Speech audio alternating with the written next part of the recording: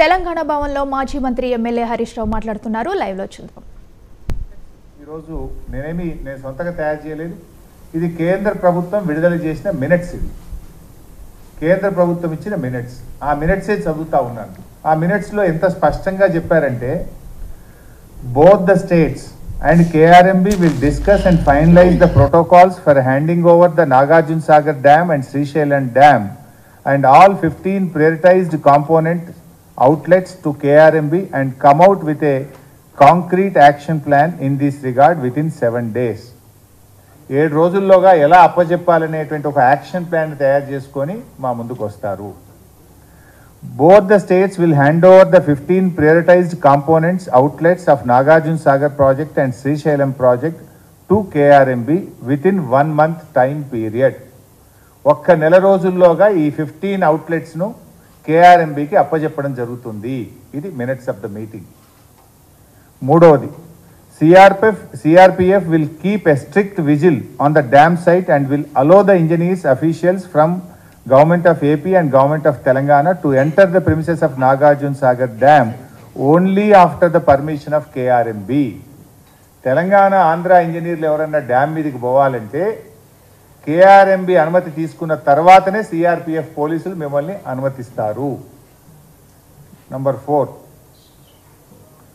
both the states will immediately release the funds to KRMB for this financial year and the dues of yesterday's in order to enable KRMB to fulfill their statutory obligations.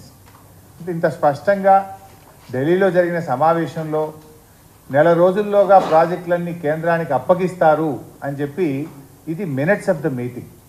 ఈ minutes వచ్చిన తర్వాత ఏం జరిగింది? తెల్లారి పొద్దున్నే పత్రికల్లో చూస్తే ఇది వెలుగు దినపత్రిక.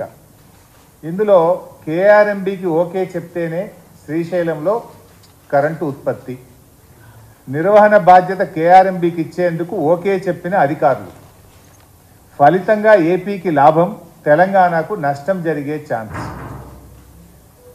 ఇది పత్రికలో స్పష్టంగా వచ్చింది. వచ్చిన మరుసటి రోజు 18వ తేదీ రాష్ట్ర ప్రభుత్వం ఏమైనా స్పందిస్తుందేమో నేను వెయిట్ చేసిన. ప్రభుత్వం నుంచి ఖండన లేదు, స్పందన లేదు. అదేవిధంగా ఇంకొక దినపత్రిక సాక్షి దినపత్రిక. ఇది మరుసటి రోజు 18వ తేదీ కృష్ణా జలాల హక్కుల పరిరక్షణలో ఫలించిన సీఎం జగన్ కృషి, అంటే ఆంధ్రప్రదేశ్కు మేలైందని చెప్పి, జగన్ విజయవంతంగా ఆంధ్రప్రదేశ్కు లాభం చేసిండని చెప్పి సాక్షి దినపత్రిక రాసింది. నెలలోగా ఉమ్మడి ప్రాజెక్టులు కృష్ణా బోర్డు చేతికి. ఇది అన్ని ప్రముఖ పత్రికలు స్పష్టంగా రాసినాయి. ఒకవేళ మీరు ప్రాజెక్టులు అప్పచెప్పింది నిజం కాకపోతే వెంటనే రాష్ట్ర ప్రభుత్వం స్పందించి 2వ రోజు రిజైండర్ ఇవ్వాలన్నా వద్దా, ఖండించాలన్నా వద్దా?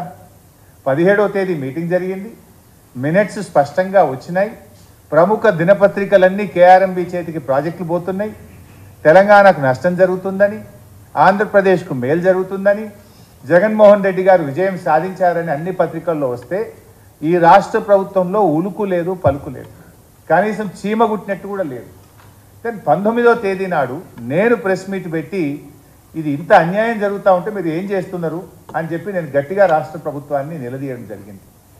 అప్పుడు తేరుకున్నటువంటి ప్రభుత్వం లోలో ఈ మినిట్స్ అంతా తప్పు, మేము ఒక ఉత్తరం రాస్తున్నాం ఢిల్లీకి అని చెప్పి నేను ప్రెస్ మీట్ పెట్టినాక స్పందించి లేలే ఈ మినిట్స్లో తప్పు వచ్చింది, మేము ఒప్పుకోలేదు అని చెప్పి ఢిల్లీకి ఉత్తరం రాసిండు. ఎప్పుడు రాసిండు? నేను ప్రెస్ మీట్ పెట్టిన ఈ ప్రభుత్వాన్ని కడిగితే ఆ రోజు వీళ్ళు మేల్కొన్నటువంటి పరిస్థితి. ఇది మొదటి మీటింగ్. సరే, తర్వాత ఏమైంది? మళ్ళీ KRMB సెకండ్ మీటింగ్ జరిగింది 1 ఫిబ్రవరి 2024. ఈ మీటింగ్లో 1వ తేదీ మన హైదరాబాద్లోనే జరిగింది KRMB మీటింగ్. నేను అనుకున్నా మొదటి మీటింగ్లో ఏదైనా తప్పు చేసిండ్రేమో, 2వ మీటింగ్లో సవరించుతారేమో, రాష్ట్ర ప్రయోజనాలు కాపాడతారేమో, ఇప్పటికైనా వీళ్ళు మేల్కొన్నారేమో అని మేము ఆశించినాం. ఇది నేను నా సొంత కవిత్వం కాదు భాయ్ సాబ్, ఇది KRMB విడుదల చేసిన minutes. What I'm reading is minutes of the KRMB.